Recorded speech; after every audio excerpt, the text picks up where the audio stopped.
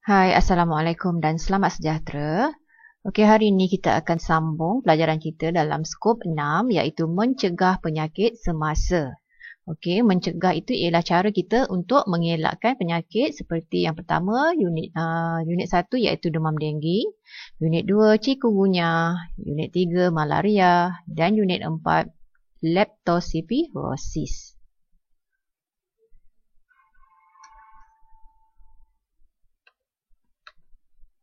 Okey, yang pertama ialah bagaimana kita hendak mencegah demam denggi.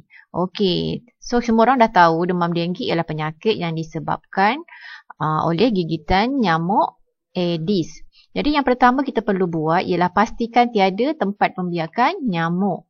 Jadi kita buang bekas yang boleh melakung air, pastikan tangki air tadahan hujan ditutup. Pastikan bunga-bunga, pasu dan bekas tadahan dibuang airnya seminggu sekali dan pastikan saliran atap sentiasa mengalir.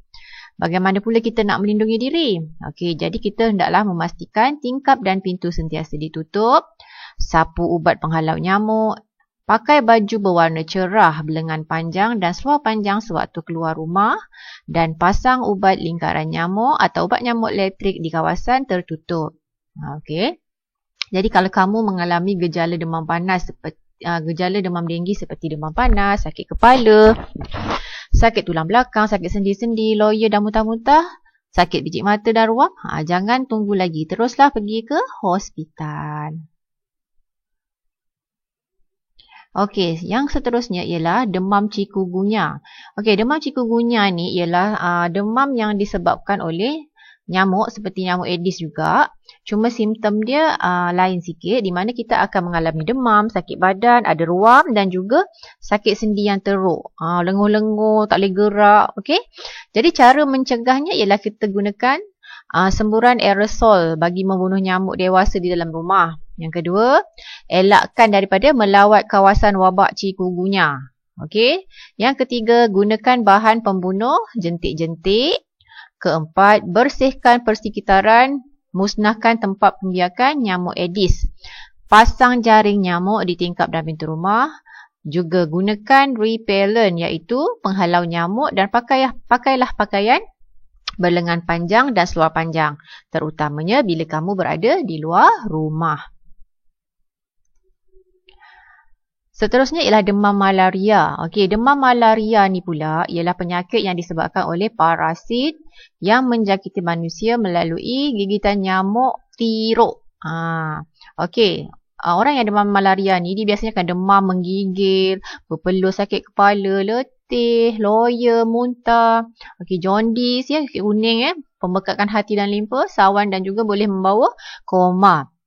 Okey, demam malaria ni juga boleh dilawat dengan mudah kalau dikesan awal. Tapi kalau lewat boleh menyebabkan kematian. Jadi macam mana kita nak mencegahnya? Yang pertama, pakailah pakaian berlengan panjang dan berseluar panjang. Menggunakan repellent untuk menghalau nyamuk. Mengambil ubat profilaksis sebelum ke kawasan malaria. Dan menggunakan kelambu berubat. Untuk elakkan nyamuk menggigit kamu semasa kamu sedang tidur. Okey, dan yang keempat, penyakit leptospirosis. Penyakit ini disebabkan oleh bakteria Leptospira. Okey, biasa orang sebut sebagai penyakit kencing tikus. Okey. Kalau tanda-tanda kita diserang penyakit ini ialah seperti kita akan demam, sakit kepala, sakit otot dan lain-lain lah. Cara jangkitannya, manusia boleh dijangkiti sekiranya terdedah secara langsung dengan air yang tercemar dengan air kencing haiwan yang terjangkit. Okey, jadi manusia juga boleh dijangkiti kalau kita ambil makanan atau minuman yang tercemar dengan air kencing haiwan yang terjangkit. Okey, tempoh inkubasi antara 5 hingga 14 hari. Maksudnya, bila kita kena dengan virus ni, dia tak terus sakit. Jadi tunggu 5 hari hingga 2 minggu baru datang penyakit tu.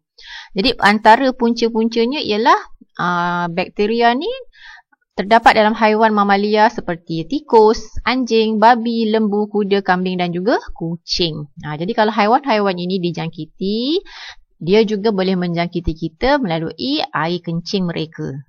Jadi langkah-langkah pencegahan Jangan bermain air dan lopak terutamanya selepas banjir. Mencuci tangan dengan air dan sabun sebelum menyediakan makanan, sebelum makan dan selepas ke tandas. Okey. Seterusnya, membersih sampah dan kawasan rumah selepas banjir. Tutup dan tudung makanan supaya dihindari dari tikus. Menjaga kebersihan persekitaran rumah. Cuci dan balut sebarang luka yang terdapat di anggota badan dengan sempurna. Okey, kalau kita ada tanda-tanda penyakit leptospirosis ni, segeralah ke hospital untuk mendapatkan rawatan doktor. Okey, itu saja untuk hari ini. Bye.